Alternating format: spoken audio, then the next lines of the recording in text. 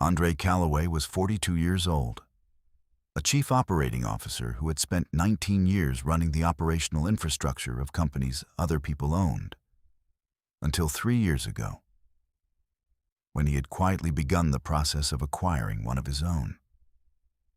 He wore unremarkable suits. He drove a company car that was sensible and nothing more. He had an office on the top floor of a building in Buckhead, and a name that meant something inside a specific industry, and nothing at all outside of it. He had always preferred it that way. On a Monday morning in April, he walked into the all-hands meeting for the newly acquired division of his company, a regional logistics firm his team had spent 14 months integrating. He took his seat at the front of the room. He looked at the assembled staff. His wife, his ex-wife, as of 6 months prior, was in the third row. She was seated beside a man with his hand near her knee. The man's name badge said, Regional Director, Southeast Operations. His name was Kevin. She had left Andre for Kevin 18 months ago. She had said Kevin was the kind of successful she had always needed beside her. She had no idea who Kevin now reported to.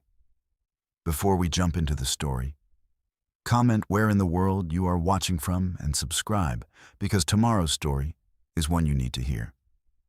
The conference room was wide and bright, full morning light coming through the east-facing windows, the kind of room that had been recently renovated for a company that wanted to signal it was moving forward. Rows of chairs, a presentation screen at the front, a podium, 41 people in attendance, according to the head count his executive assistant had given him that morning. Andre had arrived 22 minutes early. He always arrived early. He had stood at the front of the room and looked at the chairs while the room was empty and let himself understand the space before anyone was in it. He had done this before every significant meeting for 19 years. The habit was not anxiety. It was preparation. He had not known Simone would be there. He had known, in the abstract, that she and Kevin had met through the logistics company. It was the detail she had offered when she told him, on a Wednesday evening in October, that she had been seeing someone, a man in her industry, someone she had met at a conference. She had said his name once. She had said he was ambitious and that they had a lot in common, and she was sorry for the way this was landing. He had heard the company name. He had filed it away. He had been, at the time, 14 months into the acquisition process for that exact company. He had not said this. He had not, in that moment, had the full picture yet. He had been building. By the time the acquisition closed, he had the full picture. He had chosen, after some consideration, not to act on the coincidence in any particular way. The acquisition was real and stood on its own merits.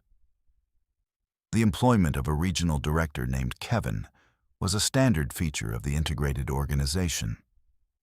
The fact that Andre was now that man's chain of command was a structural fact, not a strategy. He had not engineered it. He had simply built, and the building had produced this, the way buildings sometimes do. He looked at the third row. Simone looked back. Her expression went through several things in less than 2 seconds. Recognition was the first. Then the particular calculation of someone assembling a picture they had not previously understood was complete. Then the specific, contained quality of a person deciding how to hold themselves in a room where the ground had just shifted. He held her gaze for exactly 1 second. Then he turned to the podium. Andre Calloway had grown up in Memphis, in a house where his father had managed a regional trucking depot for 27 years, without ever becoming the person whose name was on the building.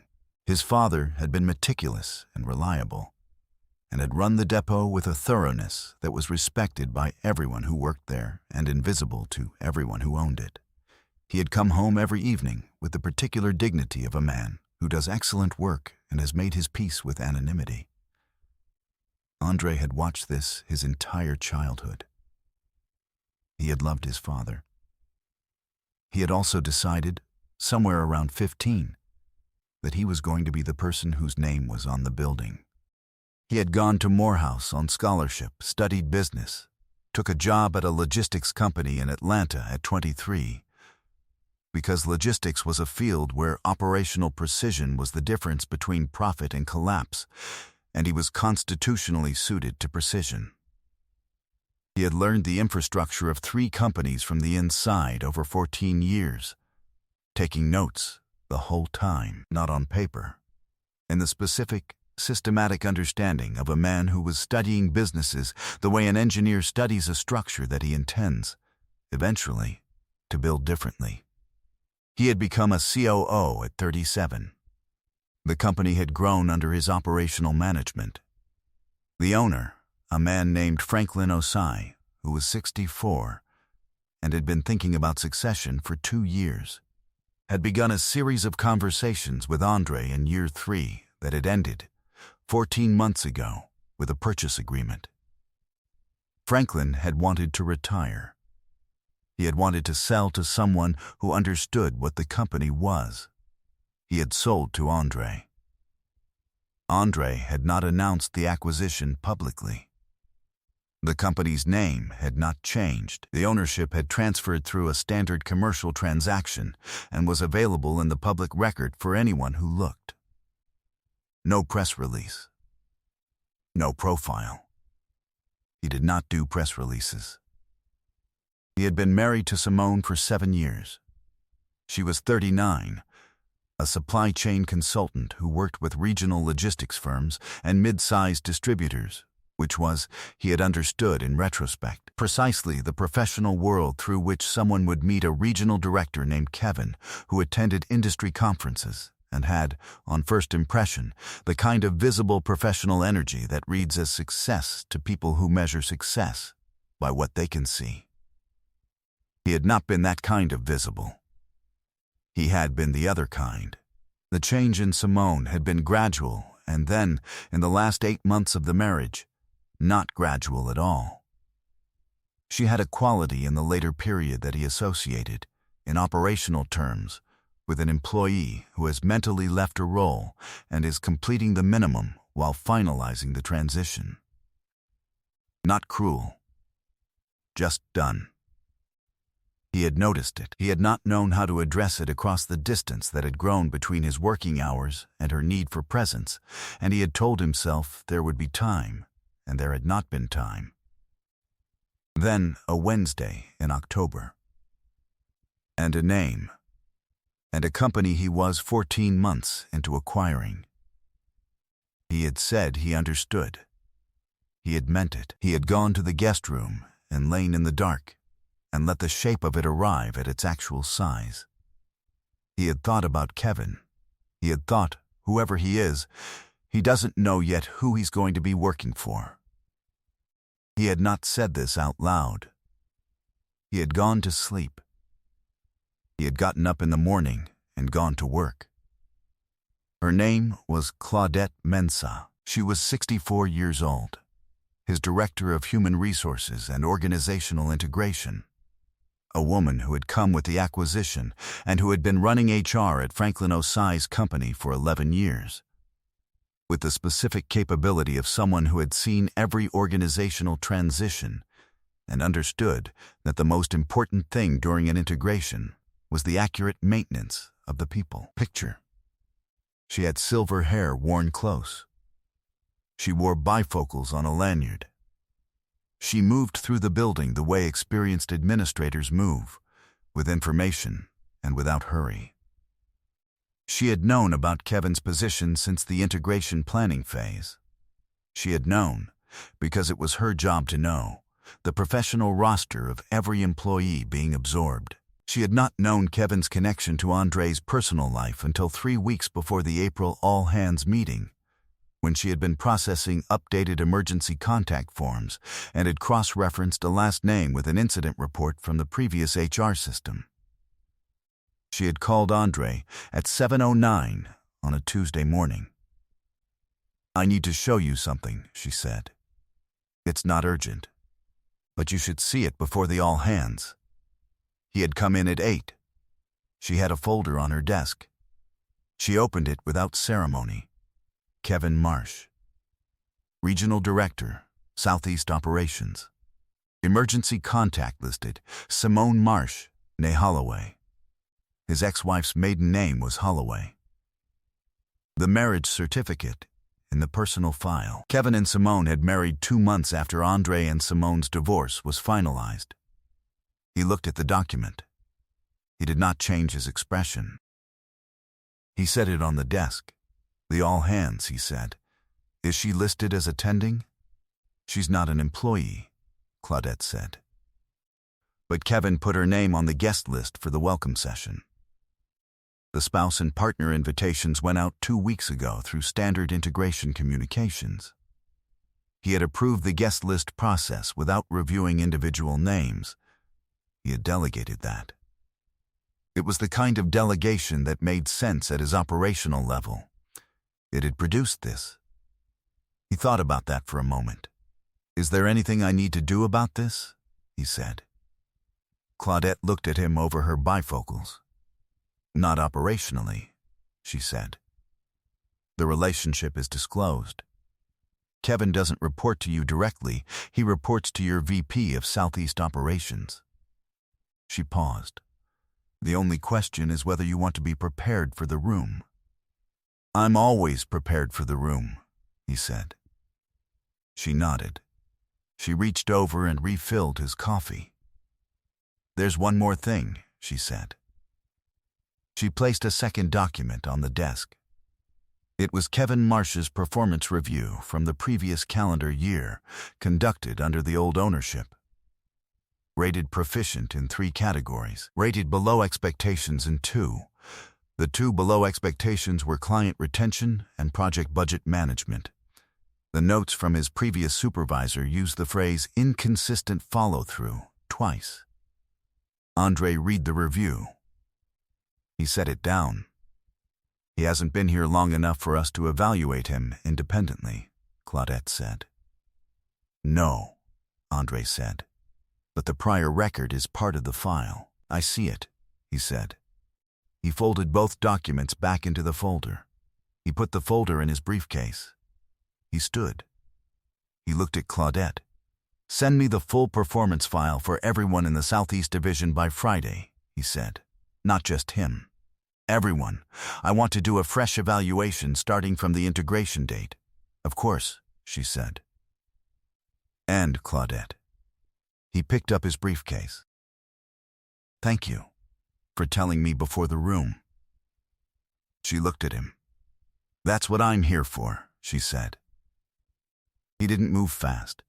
He spent the 3 weeks between Claudette's office and the April all-hands doing what he always did, working. There were 2 other integration milestones that required his attention in that period. A systems alignment issue in the Midwest Division that his team had flagged. A client contract renewal that needed his direct involvement because the client was significant and the terms were complicated. He handled all of it with the thoroughness that was his professional signature. He thought about the April meeting twice in those 3 weeks. Once on a Saturday morning, running. Once on a Wednesday evening at his desk when he looked up from a contract, and the thought arrived without invitation, and he let it sit for a moment, and then went back to the contract. He did not call anyone about it. He did not adjust the meeting's agenda.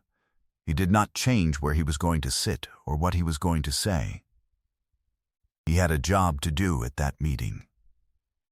He was going to do it. Simone, he understood, believed she was attending a welcome session for her husband's new company. She believed Kevin was walking into a good situation.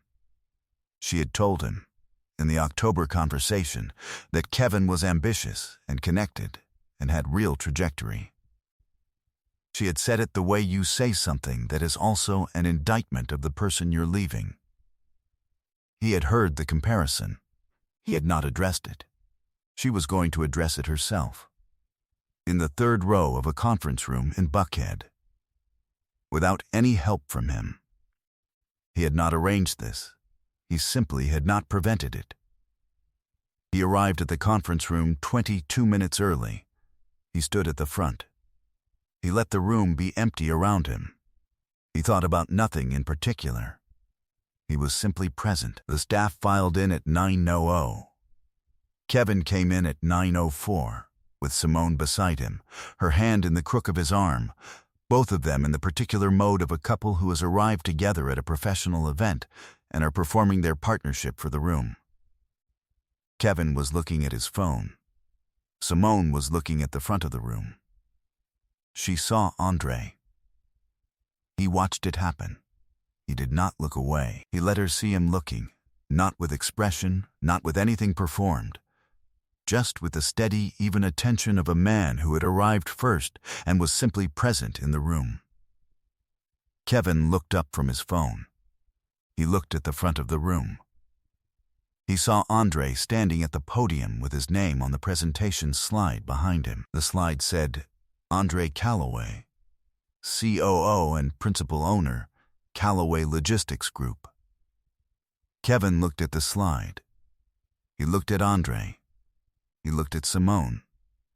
Something happened in the space of that triangle that the rest of the room did not notice and that Andre registered completely.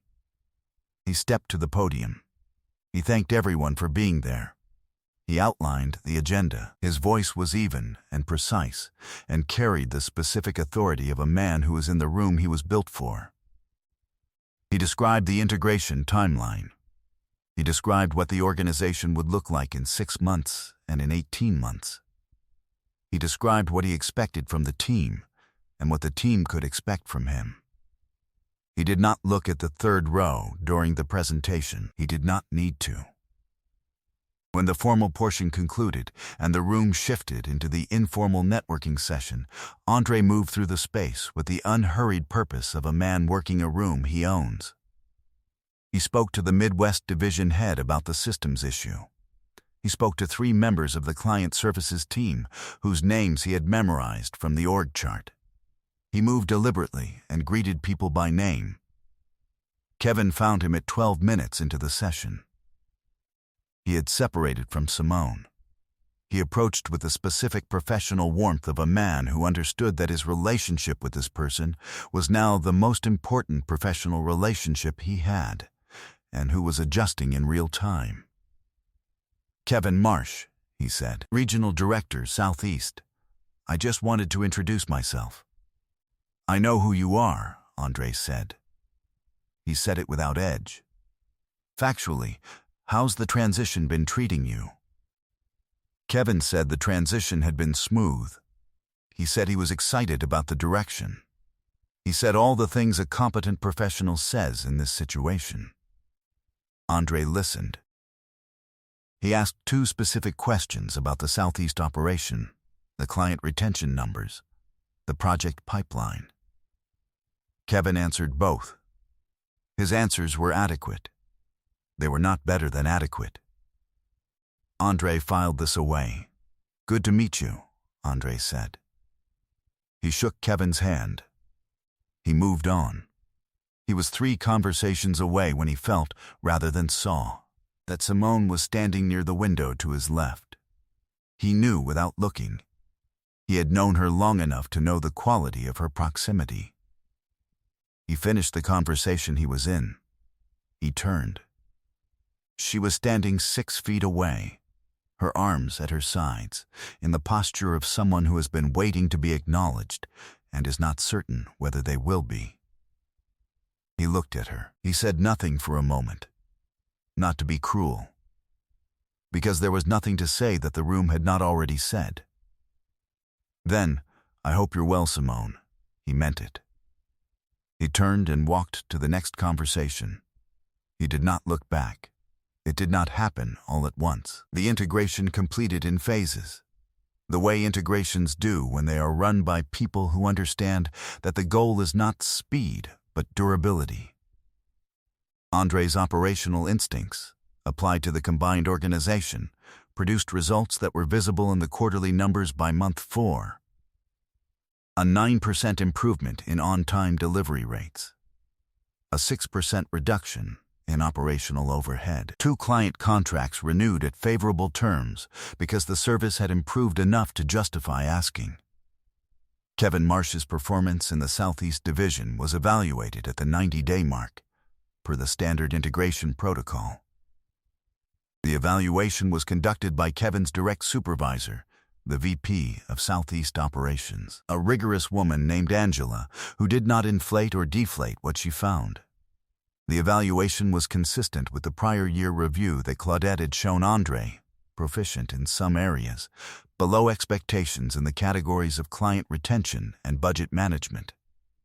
The notes used the phrase needs consistent follow-through. Andre reviewed the evaluation as part of his standard portfolio review of all division director assessments. He noted it. He sent one email to Angela, asking her to put Kevin on a 60-day improvement plan with specific measurable milestones. Angela implemented it within the week. He did not know whether Simone knew about the performance plan. He did not look for that information. What happened in Kevin's career was between Kevin and his manager and the organization's standards. It had nothing to do with Andre's personal history. That separation was important to him. He had been clear about it from the beginning. The acquisition was real. The organization was real. His operational standards applied equally to everyone in it. He was not going to let a personal coincidence corrupt a professional system he had spent 3 years building. He had 5 direct reports who managed the integrated organization. He answered every performance question the same day. He gave accurate timeline commitments and hit them. Claudette sent him a plant after the first quarter results came in, a small bamboo in a ceramic pot. She put it on his desk herself on a Wednesday morning, without announcement. Resilient, she said, when he looked at it. Grows in almost any condition. Doesn't need much direct sunlight. He looked at the plant. "Thank you, Claudette," he said. She straightened her bifocals. She went back to work. On a clear Tuesday evening in September, Andre was at his desk at the end of a day that had been full in the specific way that good days are full. Not too much, not wasted, just used correctly. He had had 2 client calls, 1 board review, 1 difficult conversation with a division director who needed to hear something true, and 1 lunch with Franklin Osai, who had come by to see how the company was doing and had left saying, with the satisfaction of a man who built something and sold it to the right person, that it was doing well. The building was mostly empty. The light outside the top-floor windows had gone to the particular gold of September evenings in Atlanta, the city below still moving. The day winding down in its own way. He looked at the bamboo on the corner of his desk. He looked at the aerial photographs on the wall. 3 framed project maps, acquisitions he had been part of before this one. Buildings that were built and running because someone had done the operational work correctly. His name was not on them. The work was in them. He had always understood the difference. He thought about a Monday morning in April. About a 3rd row. About the specific geometry of a room when 3 people understand something that the rest of the room does not.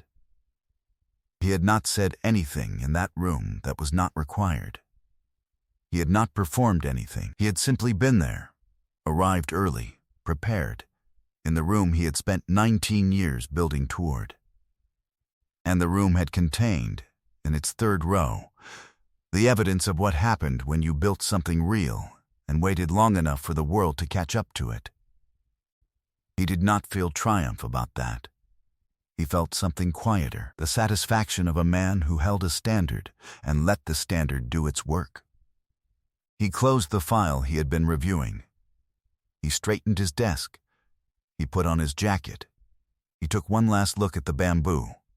Still there, not needing much, growing anyway. He turned out the light. He went home. I hope you enjoyed that one. Be sure to like the video and subscribe so you don't miss the next story. I've picked out 2 more for you that I think you'll really like.